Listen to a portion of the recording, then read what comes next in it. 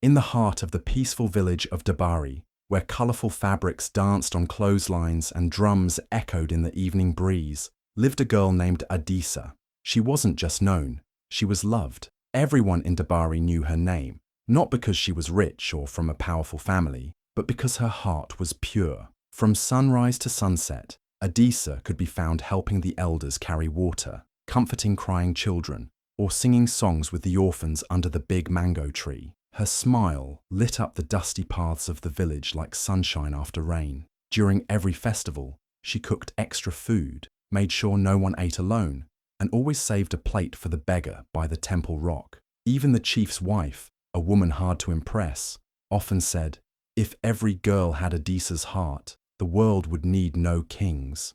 There was something magical about her presence, a softness that calmed storms and a kindness that people couldn't forget. She had no enemies, no secrets, no pride, just dreams, love, and a spirit made of light. Kamari, the only son of the powerful Yetu family, returned to his ancestral village of Dari after years of living in the city. He came with the pride of education, the polish of modern life, and the quiet burden of being the heir to his family's legacy.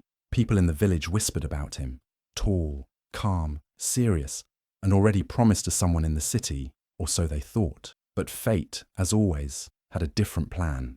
One hot afternoon, as Kamari passed by the riverbank, he noticed something that made him stop in his tracks. There, under the wide shade of a fig tree, was a girl gently washing clothes for an old blind man. Her movements were soft, her voice calm and cheerful. It wasn't just what she did, but how she did it, with grace, with care, with no need for praise. That girl was Adisa. Kamari didn't speak. He stood there quietly, hidden behind the tall reeds, just watching her. In that moment, the city, its noise, its luxury, everything faded. What remained was her kindness, her glow. From that day on, he found excuses to pass by the river. One time he dropped a coin, by accident. Another time, he lost his way. Each time, she greeted him the same way, with respect, with kindness, without flattery. That only drew him closer. She never tried to impress him, and maybe that's what impressed him most. He learned about her from others, how she fed the sick, how she sang to the children, how she stood up for the weak. It didn't take long for Kamari's admiration to grow into something deeper. Within weeks, he made his decision. He wanted to marry Adisa, but not everyone was happy. Back at the Yetu home, news of Kamari's love for a village girl spread like wildfire. His stepmother, Makena, was furious. This wasn't the plan. She had spent years preparing Kamari's future. Powerful city alliances, wealthy in-laws, influence. Adisa didn't fit that image. She was too simple, too ordinary in Makena's eyes. But Kamari, for the first time in his life, stood firm. "I don't want a name," he said. "I want a heart."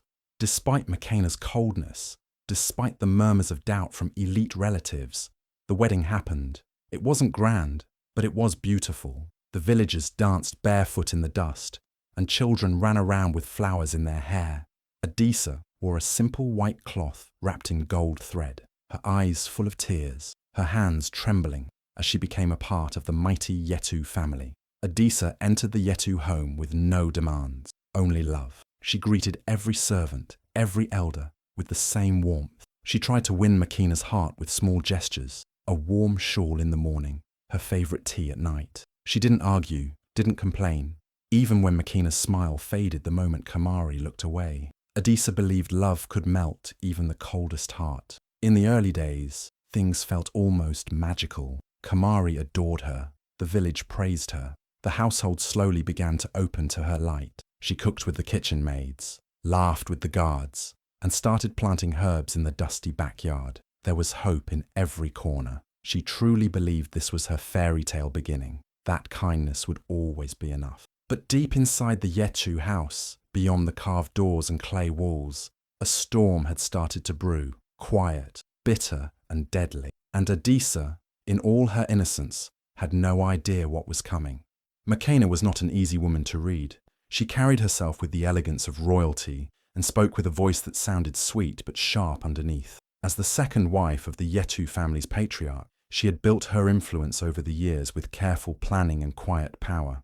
Everyone in the house respected her, or feared her, because they knew she could twist situations with a single smile. She had raised Kamari like her own since his mother died young, and in her eyes, that gave her control over his future. So when Kamari returned to the village and announced his intention to marry a simple girl like Adisa, Makena's pride cracked. She had spent years grooming him for someone else.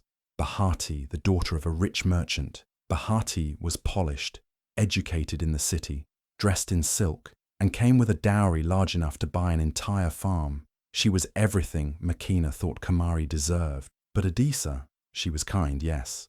But kindness didn't impress Makena. In her world, power did. At first, she pretended to accept the marriage. She even placed her hand on Adisa's head during the wedding blessing, her smile as wide as the river, but cold as its stones. Inside, she was burning. She felt like Adisa had stolen something she had built all her life, her image, her control, her legacy.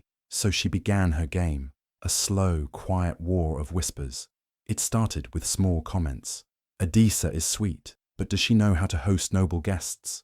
Or, poor girl, she must feel lost in such a big home. Then she began talking to relatives in private, suggesting that Adisa wasn't strong enough for their family name.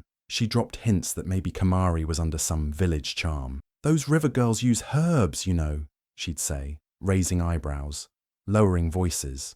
She never shouted, never openly insulted Adisa. No, Makena was smarter than that. She offered help while laying traps. She'd ask Adisa to cook, then tell the guests the food was too salty. She'd give Adisa expensive cloth to sew, then mock the stitching behind her back. Every smile was a mask. Every gift came with poison hidden in the wrapping. But Adisa, full of love, kept trying. She didn't see the full picture. She thought Makena just needed time. She kept showing kindness, unaware that Makena was not simply displeased. She was plotting. Day by day, Makena's jealousy grew darker, heavier, like a storm gathering without thunder. She watched how the household began to admire Adisa, how Kamari looked at her with pride, how even the maids started seeking her opinion. That's when something inside Makena snapped. She could not stand the idea of being forgotten, of being replaced by a girl who came from nothing but carried everything: love, light, and loyalty. So she stopped trying to hide her bitterness in her heart. She started hiding it in action. Behind closed doors, in the silence of her room, she began preparing for something far worse than gossip. She remembered an old tale, a route, a way, a method not spoken of in public. Makena had decided, if she couldn't win her place back, she would remove the reason she lost it. But she wouldn't rush. No, Makena was patient. And when a family feast was announced, one where all eyes would be on Adisa, she knew the perfect moment had arrived. A dish would be served, and with it, her revenge. Makena stood at the edge of the Yetu courtyard, her sharp eyes scanning the celebration below. The harvest festival had drawn the entire village to the open fields. Music echoed from carved drums, dancers moved like wind in the tall grass, and every soul seemed to carry joy in their voice.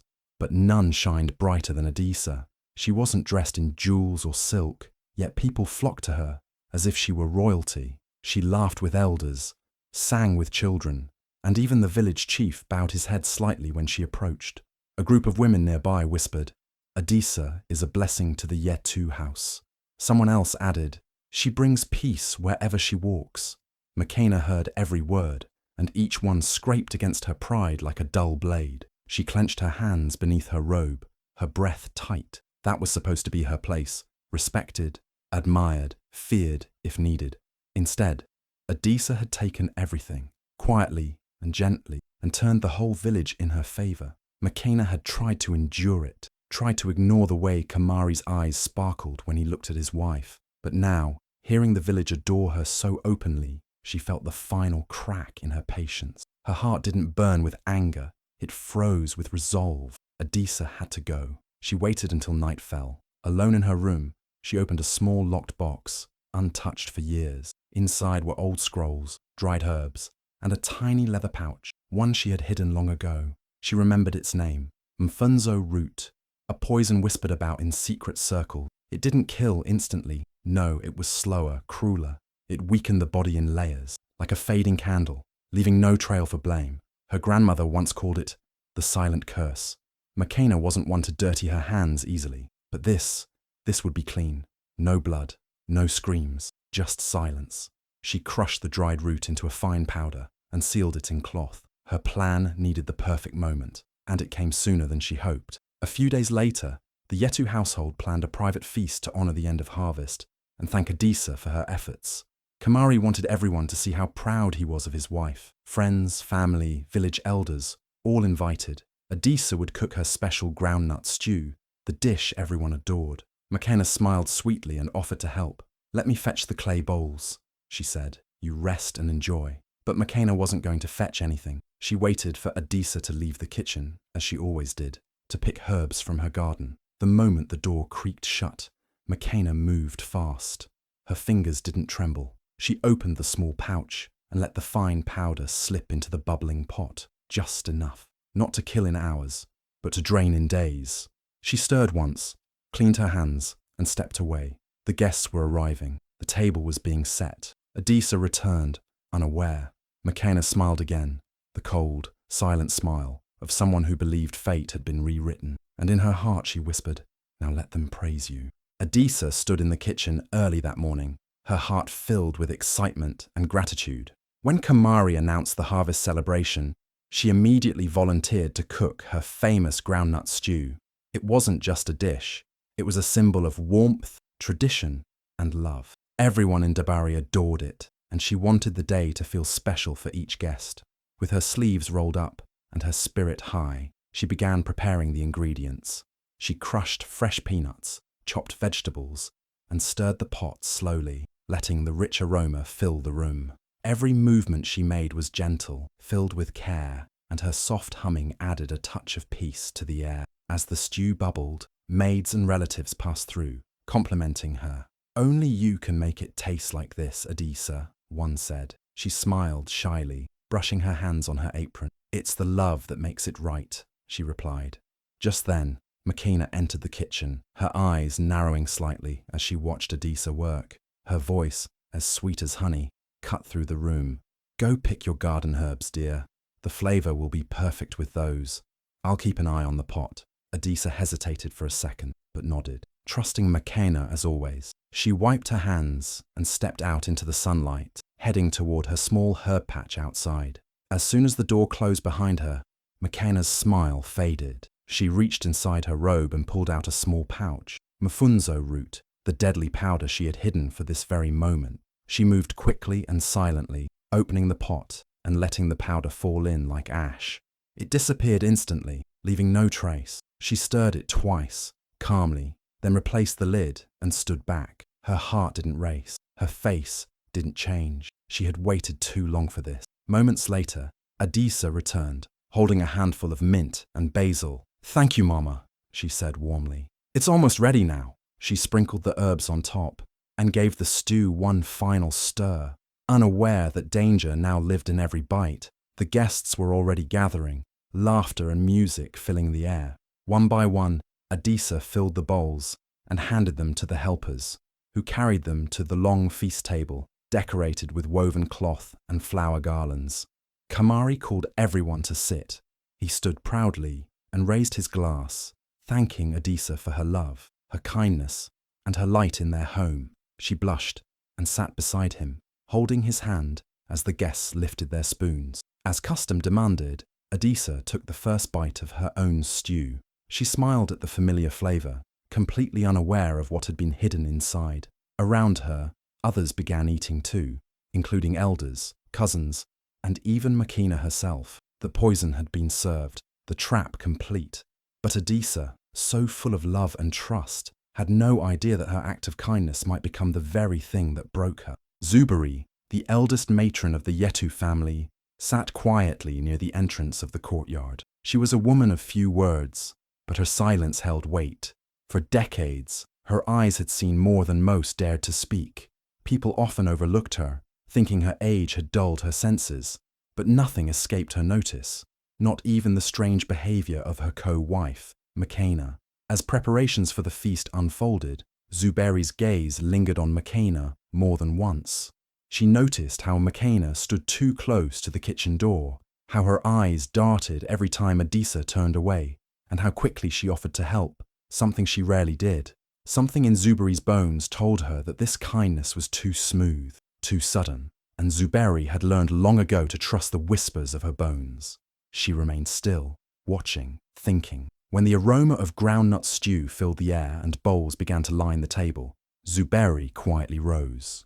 She walked into the kitchen, nodding politely at everyone, and when no one was looking, she picked up a small spoon. With hands that trembled only slightly, she dipped it into the main pot, took a sample of the stew, and poured it into a dried calabash she carried tucked in her robe. She tied it shut and returned to her seat, as if nothing had happened. No one questioned her. She was the family elder, and her movements were often quiet, respected, and unnoticed. A little later, as music and chatter grew louder, she called her most trusted maid, Tula, to her side.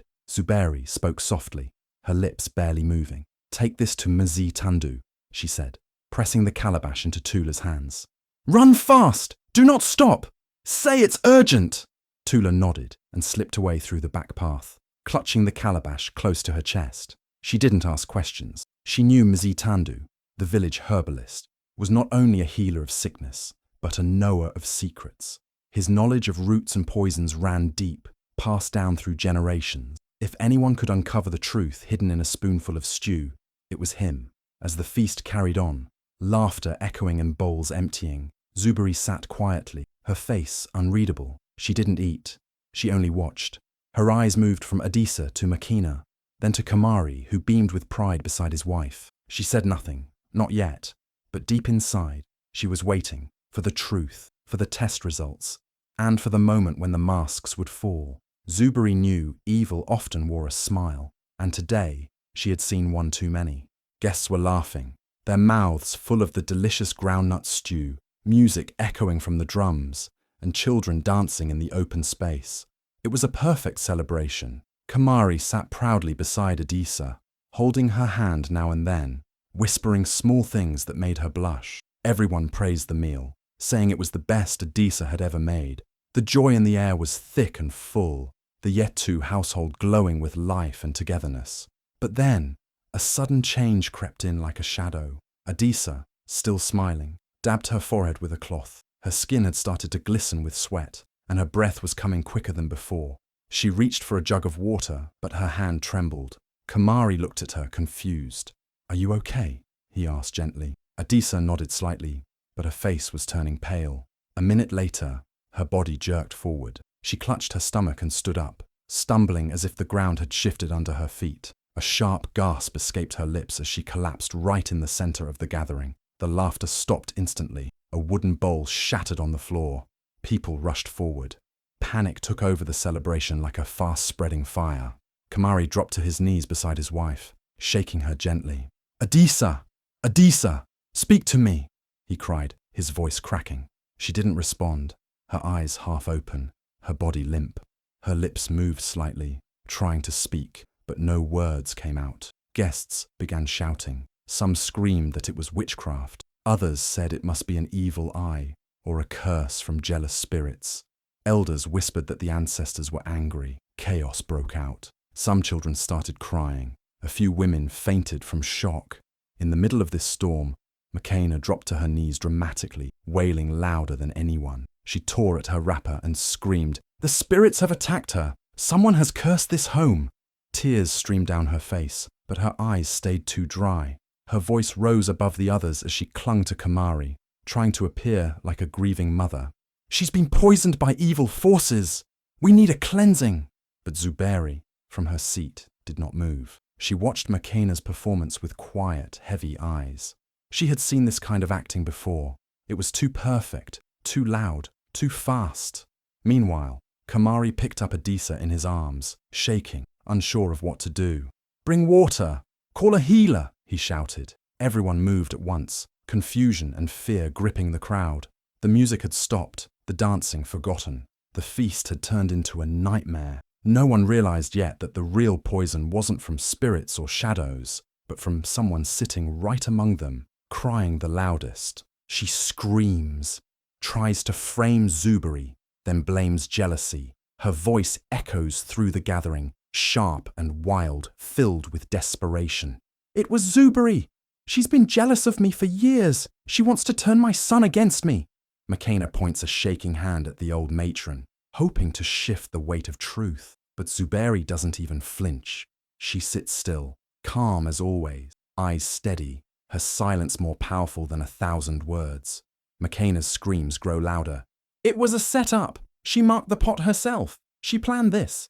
She poisoned Adisa to make me look like the monster. Her chest heaves as she speaks, eyes darting around the room, looking for someone, anyone, to believe her.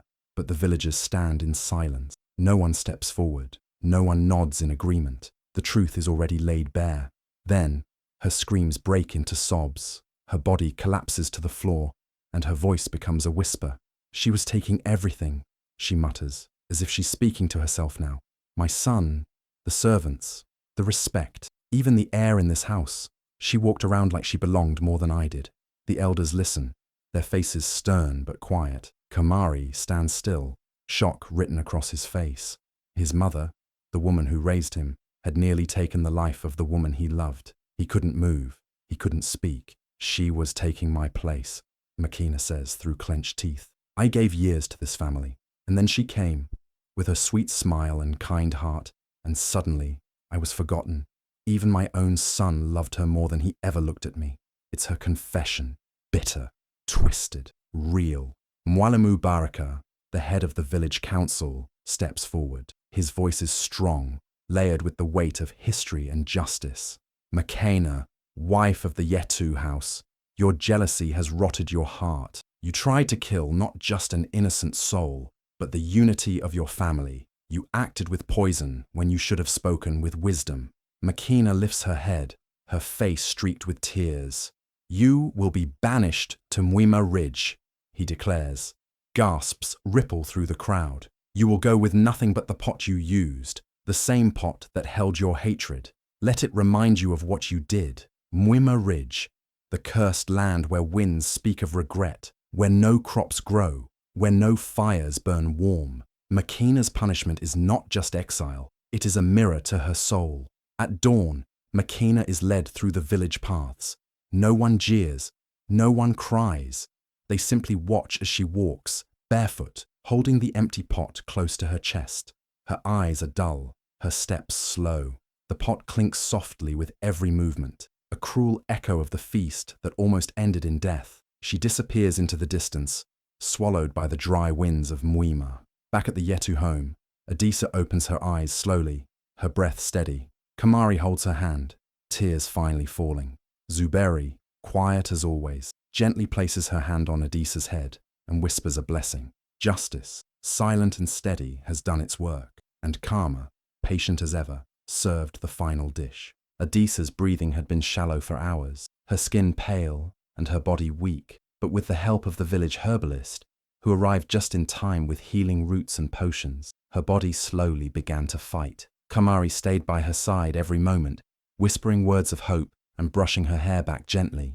Zuberi, calm and steady, prepared warm cloths and kept her cool with herbs. Every breath Adisa took brought a little more color back to her face. By the third day, Adisa opened her eyes and blinked at the sunlight streaming through the window. Kamari gasped, overjoyed. You're safe, he whispered, tears in his eyes. She managed a small smile, though she was still too weak to speak. Zuberi entered the room with a cup of warm herbal broth. Drink slowly, she said, her voice full of both strength and love. You've returned from the edge. The truth pulled you back. Later, as the family gathered around the fire pit, Zuberi sat down quietly and looked into the flame. The villagers were still talking about what had happened, but she didn't join the noise. She just stirred the stew gently, her voice soft but firm when she finally spoke. Sometimes truth doesn't shout, she said, not looking up. It doesn't need to argue or chase anyone. It just waits, like fire under the ashes, quiet, patient, and then one day it rises. Her words hung in the air, a lesson that each person felt deep in their chest. That evening, a new cooking fire was lit in the center of the Yetu compound. It was not just for food.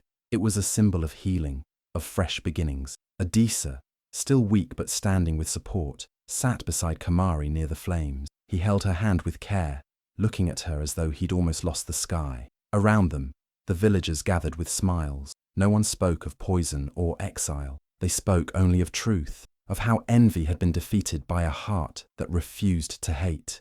Music began to play, slow and soft, then rising into laughter and drums. Children danced, elders nodded with respect, and the wind carried the scent of fresh groundnut stew. The same stew that had once been used to harm, now cooking again, clean and sacred, full of warmth and unity. And as the night deepened and the stars blinked above, the story found its end. A poisoned dish may take a life, the narrator's voice whispered into the quiet, but karma will always serve the last plate.